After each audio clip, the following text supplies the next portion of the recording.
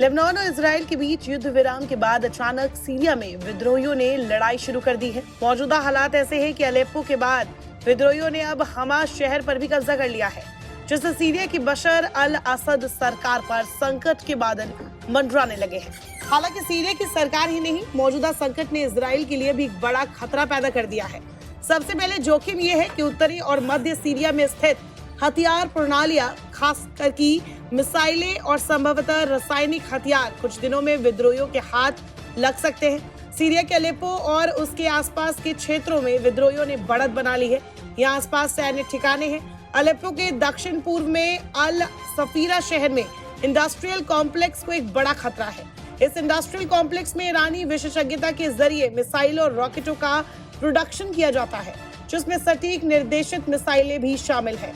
इसमें रासायनिक हथियार बनाने की भी क्षमता है। रिपोर्ट्स के मुताबिक इन हथियारों को जिहादियों के हाथों में जाने से बचाने के लिए इजराइल ने सीरिया में एयर स्ट्राइक भी की। रूस ने भी पहले सीरिया की मदद की है, लेकिन इस दौरान वो यूक्रेन से लड़ाई में लगा है, जिस वजह से असद शासन विद्रोहियों से लड़ने के लिए संघर्ष कर रहा है। सीरिया की सेना कमजोर है और उसे रूस से भी मदद नहीं मिल पा रही है, जिस कारण सीरिया को ईरान की मदद लेने के लिए तैयार होना पड़ा। ईरान ने असद की मदद बढ़ाते हुए कमांडरों, रिवोल्यूशनरी गार्ड्स और हिजबुल्लाह लड़ाकों सहित शिया मिलिशिया को सीरिया में तैनात किया है। लंबे समय तक ईरानी लड़ाकों की सीरिया में मौजूदगी इजराइल की सुरक्षा चिंताओं को और बढ़ा रही है। ये सीरियाई सीमा के जरिए इजराइल पर अचानक हमला कर सकते हैं। इसके अलावा एक खतरा ये भी है कि कहीं असद शासन का पतन न हो जाए। इसके जरिए सीरिया, यमन, लेबनान या गाजा की तरह एक फेल स्टेट में बदल सकता है। इजराइल की चिंता है कि अगर ऐसा हुआ तो ईरान इजराइल के खिलाफ आतंकी सेना का निर्माण कर सकता है। रिपोर्ट्स के मुताबिक अचानक सीरिया में विद्रोहियों का हमला बिना तुर्की की मदद के नहीं हो सकता। तुर्की अपने हितों के लिए दो विद्रोही गुटों हयात तहरीर अल शाम और सीरियाई राष्ट्रीय सेना का समर्थन करता है। इसके जरिए तुर्की का लक्ष्य सीरिया में मौजूद कुर्द स्वायत्त क्षेत्र को तबाह करना है, जिसे Kurdistan workers party PKK control करता है।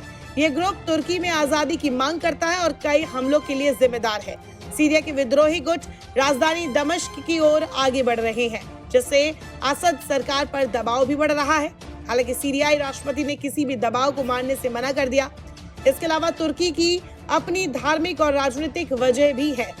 तुर्की एक सुन्नी देश है और वही सीरिया में बशर अल असद की सरकार अलावी समुदाय से है, जो कि शिया ही होते हैं।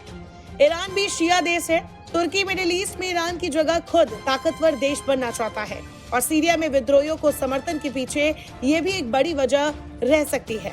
खैर, ईरान कहता है कि अमेरिका और इजराइल के जाल में फंसकर तुर्की ने सीरिया में ऐसे कदम उठाए और अगर सीरिया में अचानक विद्रोहियों को भड़काने का काम अमेरिका इजराइल के इशारों पर हुआ भी है तो इससे रिस्क बहुत है। ईरान सीरिया के जरिए इजराइल पर हमला कर सकता है। हालांकि इस संघर्ष के दौरान ईरान को डाइवर्ट कर उसे नुकसान पहुंचाने की तरकीब भी काम आ सकती है।